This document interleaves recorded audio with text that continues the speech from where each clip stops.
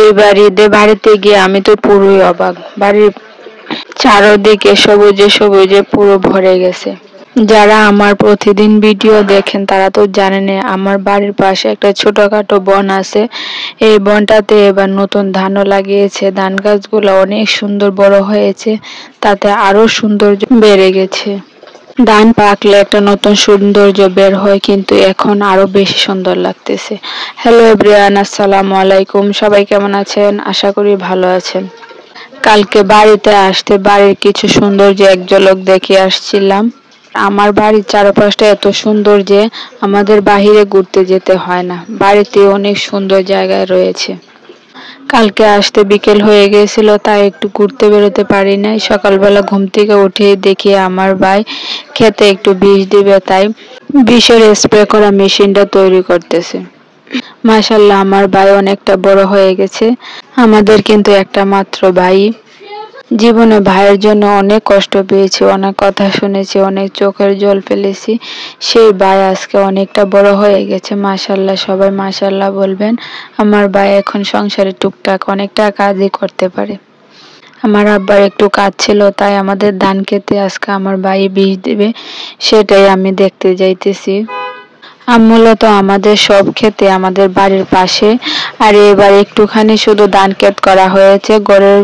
শুধুমাত্র গড়ে খাওয়ার বুঝে ধান করা হয়েছে। আমাদের সব ক্ষেত বাড়ির পাশে হওয়াতে আমার ভাই একটু টুকটাক কাজ করে দিতে পারে।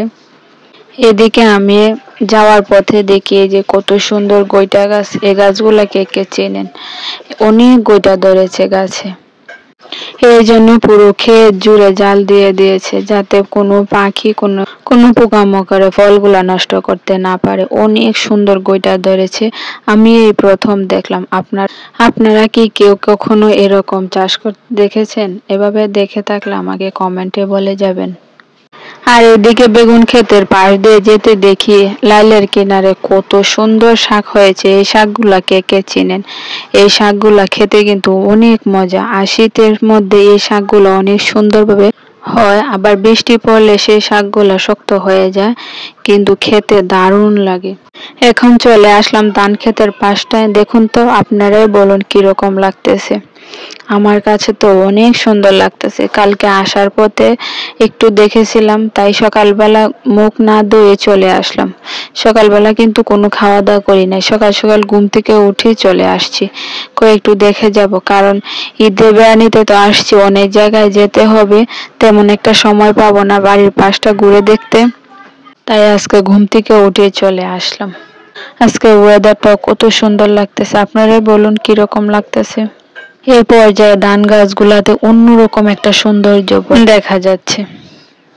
আর এদিকে বলতে বলতে চলে আসলাম আমার ভাইয়ের কাছে। ওই যে ওইখানে আমার ভাই, এটাই আমাদের ধান ক্ষেত। এখানে আমার ভাই আজকে ধান খেতে বিষ দিতেছে। ধান খেতে প্রচুর যত্ন করতে হয়, কৃষকের জীবন এরকমই, যত্ন টত্ন করে একটা ফসল দাঁড় করাতে হয়।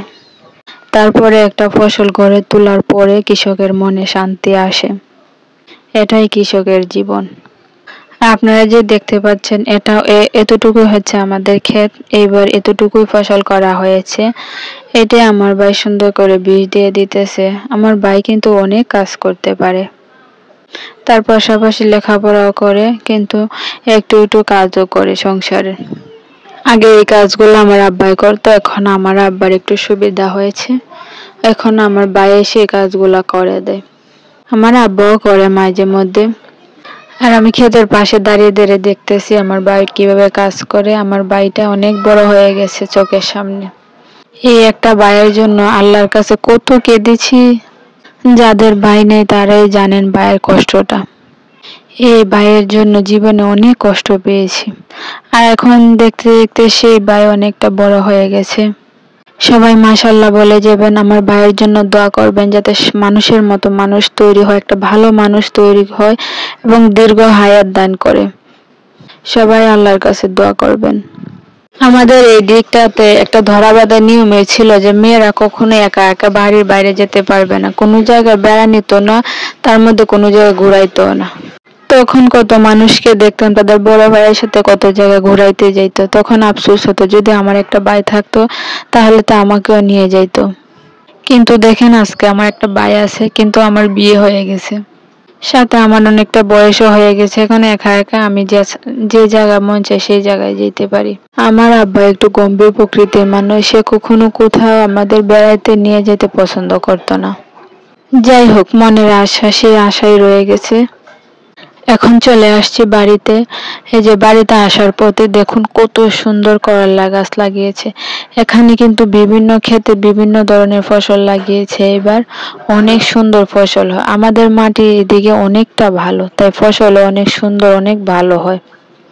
আসার পথে রিলসের জন্য কয়েকটা ভিডিও করতেছি এই ধান ক্ষেতের। আগের বারও ধান ফসলের সময় এরকম ধান ক্ষেতের অনেকগুলো ভিডিও ছাড়ছিলাম, সেই ভিডিওগুলো সবাই অনেক পছন্দ করেছে। আর এই দিকটায় দেখি কত ছোট ছোট কলা গাছে কত বড় বড় কলার ছড়ি দিয়েছে। আমি তো দেখে পুরাই অবাক, যতবার আসি ততবারই দেখি এই গাছগুলাতে একটা না একটা ছড়ি থাকেই, আর ছড়িগুলো অনেক বড় হয়। আমার তো বাড়ির চারপাশটা ঘুরে দেখা হলো, অনেক সুন্দর লেগেছে। আজকের আকাশটাও অনেক সুন্দর ছিল। আপনারা পুরো ভিডিওটা দেখে বলুন তো আসলে সত্যি কি আমার বাড়ির পাশটা সুন্দর কিনা। আমার তো ভীষণ ভীষণ পছন্দ হয়েছে।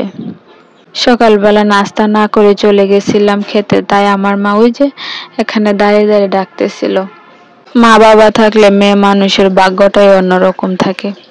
এইবার কিন্তু অনেক রোদ পড়েছিল, তবুও দেখুন আমাদের গাছে অনেকগুলো আম ধরেছে। দেখি আমগুলা ছোট ছোট, তাই তেমন দেখা যাচ্ছে না, কিন্তু অনেক আম ধরেছে গাছে। আর এদিকে এসে দিকে রাইসার আব্বু খাইতে বসেছে, সাথে সেমাই নুডলসও করেছিল। কিন্তু পিঠা আমাদের লাগবেই লাগবে, পিঠা খাইতে অনেক ভালো লাগে। আর কোনো অনুষ্ঠান হলে পিঠা হবে না এমন কি হয়? ঈদ আসলে তো মাছ মাংস যেমন আছে, সাথে পিঠাও হয়। আমরা অনেক ধরনের পিঠা তৈরি করি। আমি সকালে চা খাইতে পছন্দ করি না, কিন্তু আমার মেয়ে দেখুন কত সুন্দর চা খাইতেছে। সেই চা খাওয়া দেখে আমরা তো সবাই হাসতে হাসতে শেষ। তাকে সকালবেলা যা কিছু খাওয়ানো হোক না কেন, তার এক কাপ চাই লাগবে, কারণ তার নানুও চা খাইতে অনেক পছন্দ করে। সেই জন্য আমার মেয়েও দেখুন, তারও চা দেখলে আর কিছু লাগে না। আজকে আবার আমরা সকালে খাওয়া দাওয়া করার পরে চলে যাব শ্রীমঙ্গলে ঘুরতে। সিলেটের শ্রীমঙ্গল তো সবাই চেনেন। আজকে শ্রীমঙ্গলের লেমন ঘাটে আমরা ঘুরতে যাব, তাই তাড়াতাড়ি করে সকালের নাস্তা করার পরেই খাওয়া দাওয়া করে নিলাম। আজকের ভিডিওটা এই পর্যন্ত। সবাইকে আল্লাহ হাফেজ।